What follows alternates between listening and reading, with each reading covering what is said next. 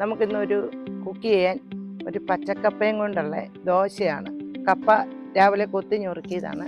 പിന്നെ അതിൻ്റെ ചേരേണ്ട സാധനങ്ങൾ, ഒരു മുട്ട കപ്പയ്ക്കകത്ത് നമ്മൾ അരച്ച് കഴിഞ്ഞ് പൊട്ടിച്ചൊഴിക്കുക.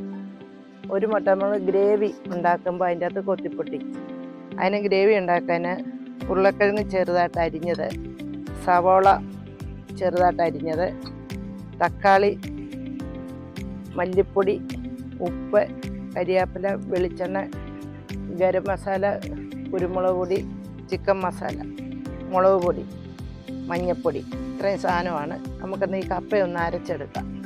കരിവേപ്പില, കടുക്, കപ്പ ഇടുവാണേ.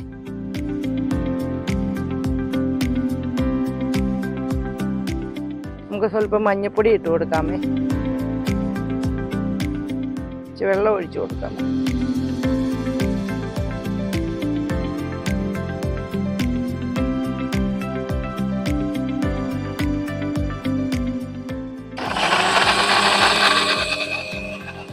നമ്മൾ കപ്പ അരച്ച മാവാണിത്.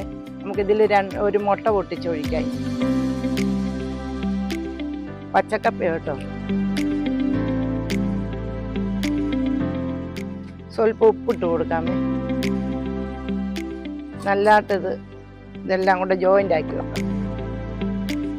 ഇത് മാറ്റി വെക്കാം. നമുക്ക് ഇനി ഇതിനുള്ള ഗ്രേവി ഉണ്ടാക്കാം. പാത്രം വെക്കട്ടെ. ഗ്രേവി ഉണ്ടാക്കാനാണ്. നമുക്ക് വെളിച്ചെണ്ണ ഒഴിച്ചു കൊടുക്കുക. വെളിച്ചെണ്ണ ചൂടാകട്ടെ. നമുക്ക് എന്നിട്ട് കടുക് ഇട്ട് കൊടുക്കാം. കരിവേപ്പില ഇട്ട് കൊടുക്കും. സവോള ഇട്ട് കൊടുക്കാമേ. തക്കാളി, ഉരുളക്കിഴങ്ങ്, നമുക്ക് ഇച്ചിരി ഉപ്പിട്ട് കൊടുക്കാമേ. ഇച്ചിരി മുളക് പൊടി ഇട്ട് കൊടുക്കാമേ.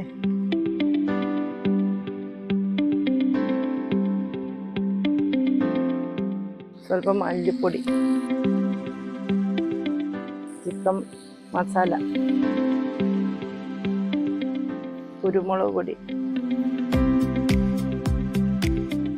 ഗരം മസാല എല്ലാം കുറച്ചാൽ മതിയേ. ഗ്യാസ് കുറച്ചിടണേ. ഈ ഒരു മുട്ടയും കൂടെ പൊട്ടിച്ചില്ല ഒഴിക്കാം.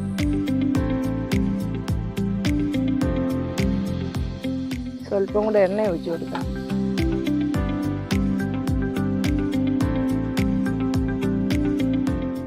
നമുക്കിതൊന്ന് അടച്ചു വെക്കാം. നമ്മുടെ കപ്പയ്ക്കുള്ള ഗ്രേവി റെഡി ആയിട്ടുണ്ട്. ഇതിന് ഇത്രയും സാധനങ്ങൾ ചേർത്ത് നമുക്ക് ഇനി ദോശ ഉണ്ടാക്കിയിട്ട് അതിന് നടുക്ക് വെച്ച് മടക്കി ഉണ്ടാക്കാം. ഇത് വാങ്ങി വെക്കുവാണ്. പാത്രം ഒന്ന് ചൂടാകട്ടെ. കപ്പ കൊണ്ടുള്ള ദോശ അരച്ച മാവ് ഒഴിച്ചു കൊടുക്കാം.